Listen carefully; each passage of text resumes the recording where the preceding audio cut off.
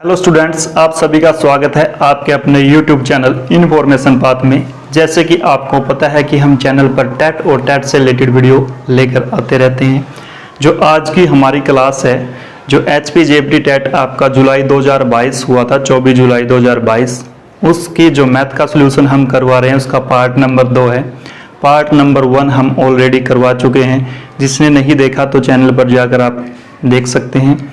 यदि वीडियो अच्छी लगे तो आपने लाइक करना है, शेयर करना है और चैनल को सब्सक्राइब कर बेल आइकन को जरूर दबाना है, क्योंकि एक वीडियो को बनाने में बड़ी मेहनत लगती है और उस मेहनत का फल हमें लाइक और सब्सक्राइब से ही मिलता है। तो आपने चैनल को लाइक और सब्सक्राइब जरूर करना है, ठीक है। प्रीवियस ईयर करने का फ़ायदा ये है कि बहुत से क्वेश्चनों का हमें बेस पता लग जाता है, उनसे रिलेटेड क्वेश्चन नेक्स्ट टेट में आ जाते हैं या रिपीट भी हो जाते हैं, तो आपके लिए बड़ा हेल्पफुल होंगे। आपका टेट जो है क्लियर हो जाएगा और आप जो है जॉब लग जाओगे। तो चलिए शुरुआत करते हैं आज की क्लास की। क्वेश्चन नंबर 101 से आज की क्लास जो है शुरुआत हो रही है।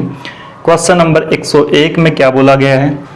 रुपये 56,000 पर 2 वर्ष पश्चात किस दर से 280 रुपये साधारण ब्याज जो है वो देय होगा। ठीक है, सिंपल सा क्वेश्चन है। आपको साधारण ब्याज का जो है फॉर्मूला यहाँ पर पता होना चाहिए। ठीक है, साधारण ब्याज हमारा होता क्या है, फॉर्मूला क्या होता है?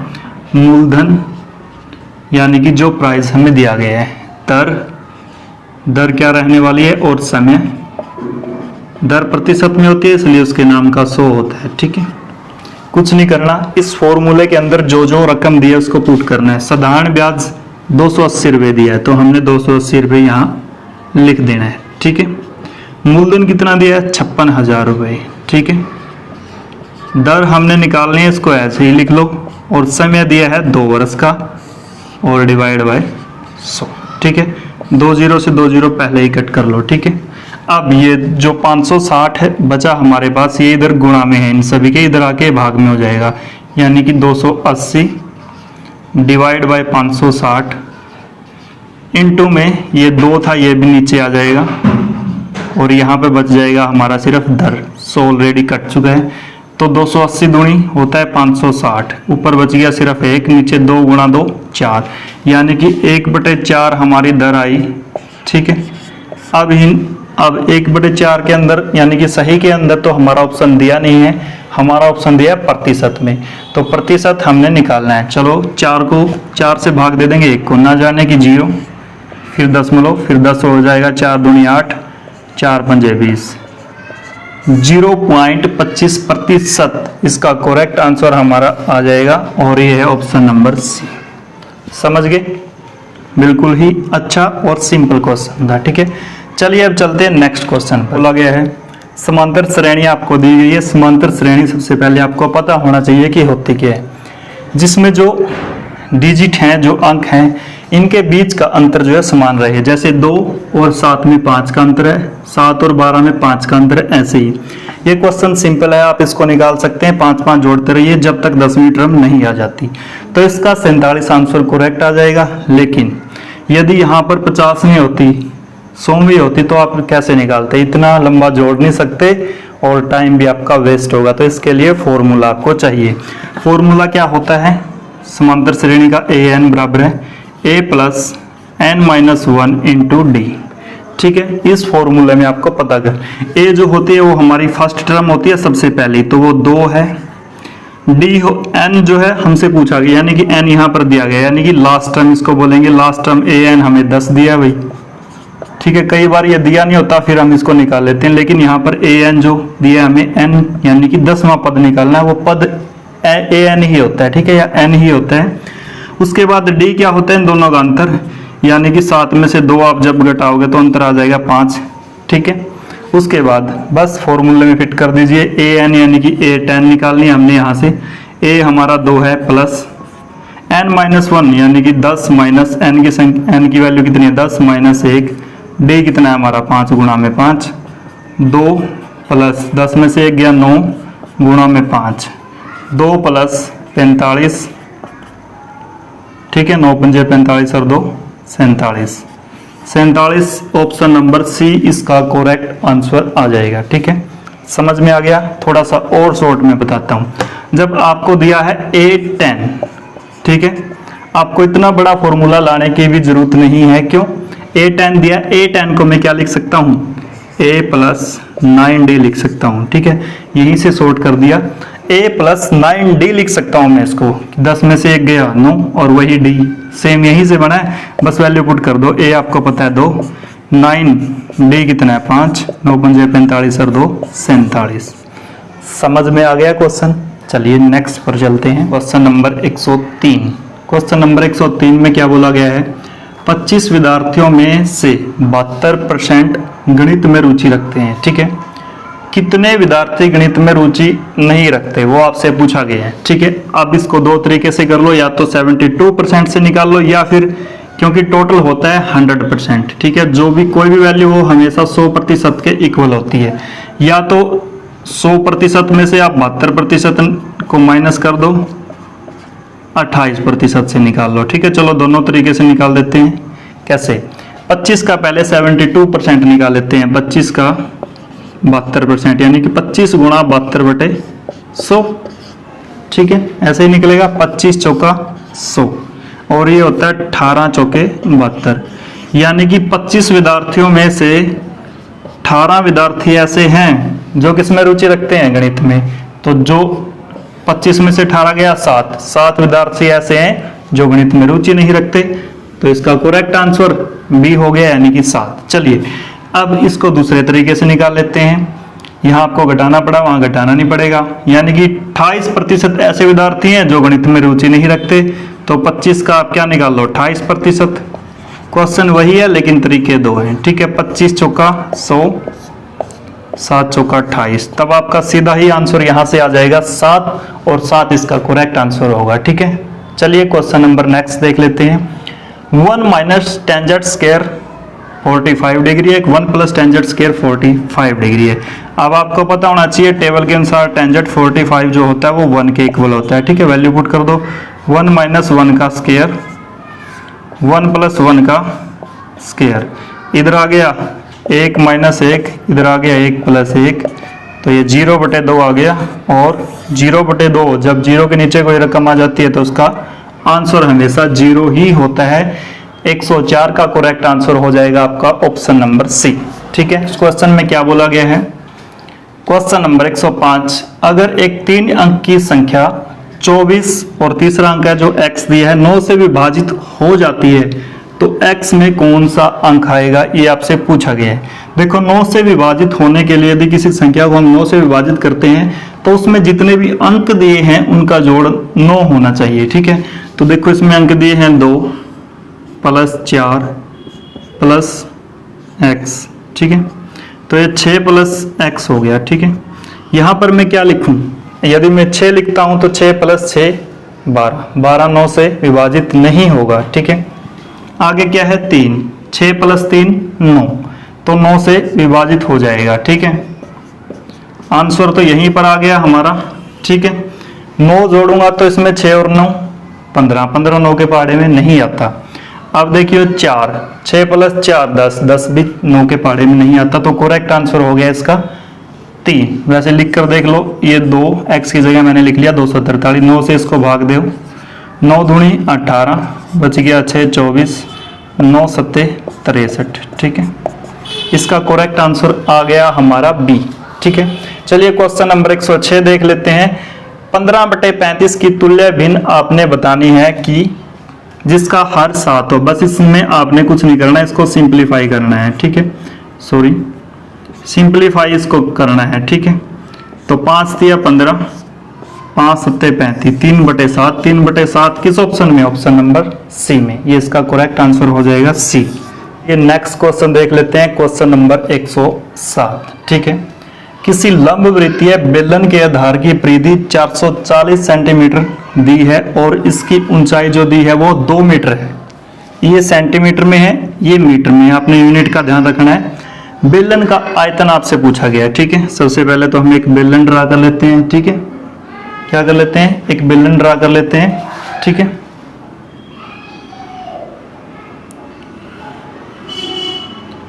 ठीक है, ये मैंने एक बेलन बना लिया। ठीक है, अब क्या बोला है इसका आधार, आधार क्या है, नीचे वाला ये इसकी परिधि दी है, परिधि क्या होगी, यानी कि ये क्या हो गया, एक वृत्त हो गया, और वृत्त की परिधि हमेशा क्या होती है 2πr। समझ रहे हो बात को?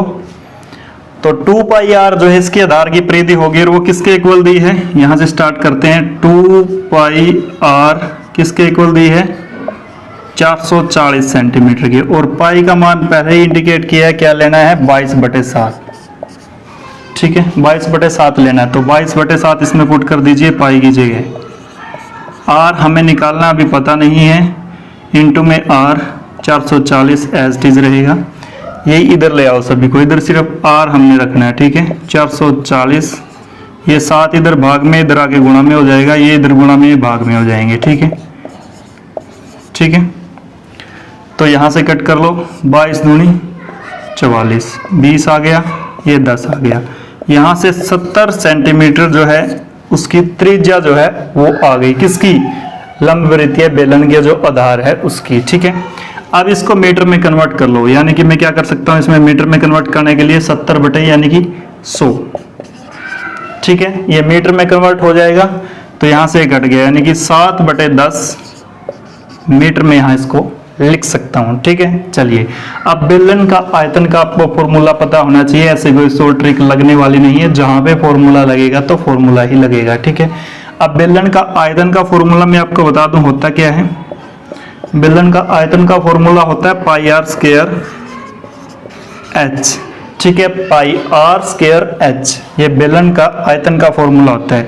पाई आपको कितना लेना है 22/7, आर भी आपको पता लग गया कितनी है 7/10, इंटू में 7/10, इंटू में एच कितनी दी है आपको, वो 2 मीटर दी है। ठीक है, मैंने पूरी यूनिट को मीटर में कन्वर्ट कर लिया है, और उत्तर भी हमारा मीटर क्यूबिक में आएगा, क्योंकि आयतन हमेशा क्यूब में होता है। ठीक है, अब जो कट सकता है उसको काट लो। ठीक है, अब बाकी की मल्टीप्लाई कर लो, 22 × 154 होता है, 154 दूनी 308 होता है, ये आ गया 308/100 मीटर क्यूबिक आयतन। लेकिन इसको दशमलव में रखना है हमने, तो ये आ गया 3.08 मीटर क्यूबिक। और ऐसा किस ऑप्शन के अंदर है, ऑप्शन नंबर बी।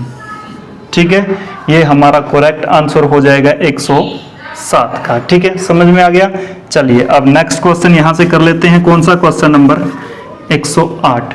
1998 में किसी देश की जनसंख्या 30.3 मिलियन थी, कितनी थी 30.3। कौन सी संख्या 30.3 मिलियन के समान है वो आपने बताना है। तो 1 मिलियन में बता दूं आपको किसके इक्वल होता है, 10 लाख के इक्वल होता है। ठीक है,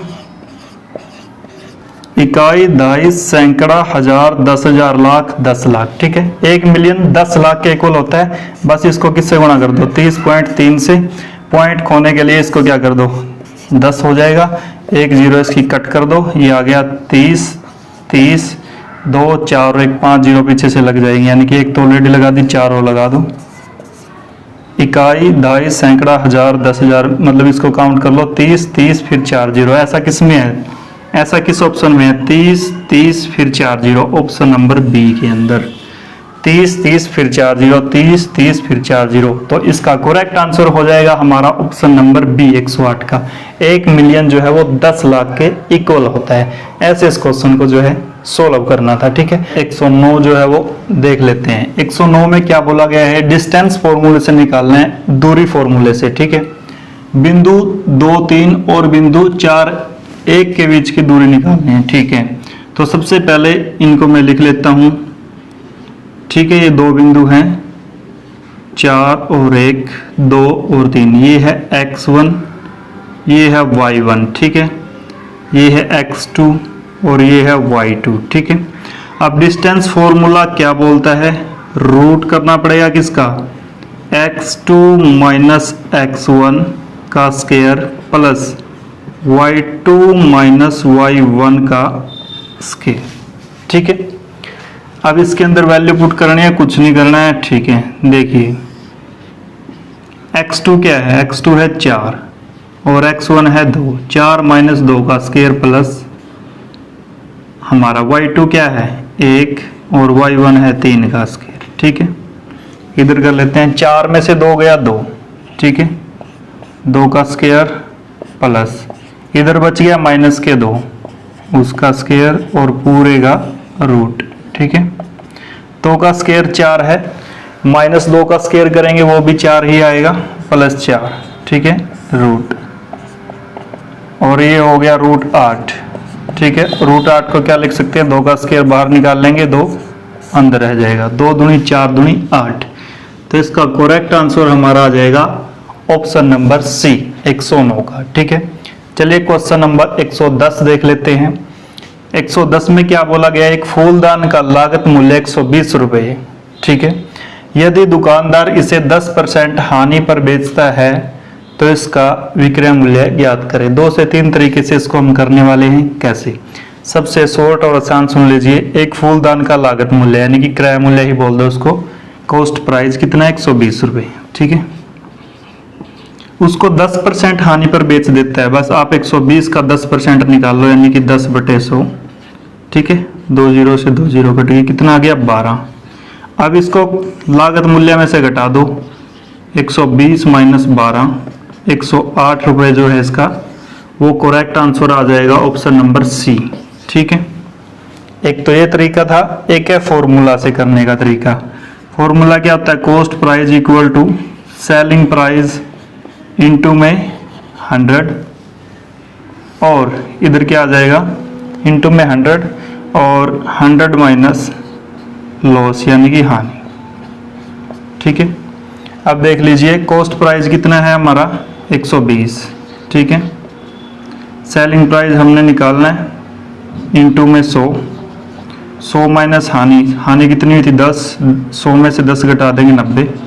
तो इधर ले आओ, ये हो जाएगा 120 गुणा 90 डिवाइड बाई इसके 100 आ जाएगा, और इधर बच जाएगा सेलिंग प्राइस, यानी कि ये उधर जाके भाग में, उधर जाके गुणा में, 1 0 1 कट गई, 12 नहीं 108 हमारा सेलिंग प्राइस आ गया। ठीक है, ये 2 तरीके हो गए।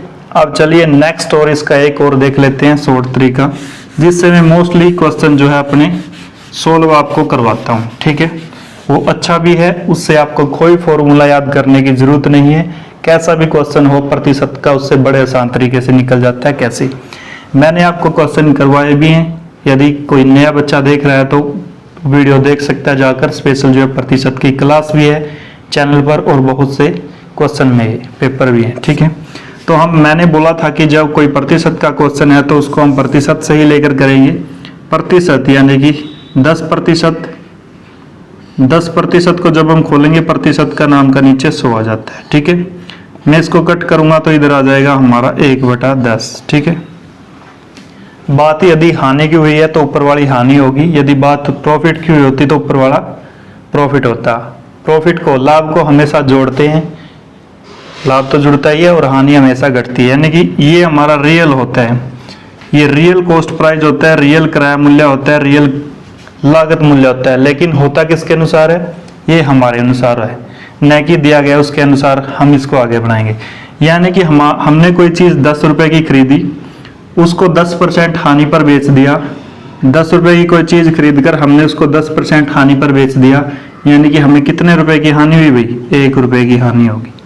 ठीक है, यानी कि 10 की कोई चीज़ खरीदी थी, 10% उस पर हानि होगी तो वो बिकी कितने की, 9 रुपये की, यानी कि सेलिंग प्राइस 9 और कॉस्ट प्राइस 10। खरीदी थी 10 की, 10% उस पर हानि होगी, 1 रुपये की हानि उस पर होगी, वो 9 रुपये की हमने बेच दी। ठीक है, ये तो हो गई स्टेटमेंट हमारे अनुसार जो हमने बनाई है। लेकिन आगे देखिए, अब क्या बोल रहा है कि लागत मूल्य, उसके अनुसार लागत मूल्य कितना है, 120, और हमारे अनुसार कॉस्ट प्राइस लागत मूल्य कितना है, 10।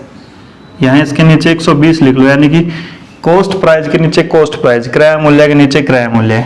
ये हमारे अनुसार 10 था, उसने 120 दिया, इसका कितने गुना है, 12 गुना है। ठीक है, ठीक ऐसे इसको भी किससे गुणा कर दो, 12 से। 12 नहीं मैं 108 रुपये की उसने वो चीज़ बेची। ठीक है, अच्छा था तरीका। और ऐसे ही क्वेश्चन जो है बड़े आसानी से सोल्व हो जाते हैं जिसके अंदर प्रतिशत दिया हुआ है। तो आपने जो है यदि समझ नहीं आया तो दोबारा से वीडियो को बैक करके देख लीजिए, समझ आ जाएगा अच्छे तरीके से। ठीक है, तो हमने जो है इस वीडियो के अंदर 10 क्वेश्चन इसमें किए। वीडियो कैसी लगी आपने बताना है। किसी क्वेश्चन में डाउट है तो आपने कमेंट बॉक्स के अंदर छोड़ देना, उसको दोबारा करवा देंगे। ठीक है, वीडियो अच्छी लगे तो आपने लाइक करना है, अपने फ्रेंड्स के साथ शेयर करना है, और चैनल को सब्सक्राइब कर बेल आइकन को आपने जरूर दबाना है। तो चलिए मिलते हैं इसी की नेक्स्ट क्लास में।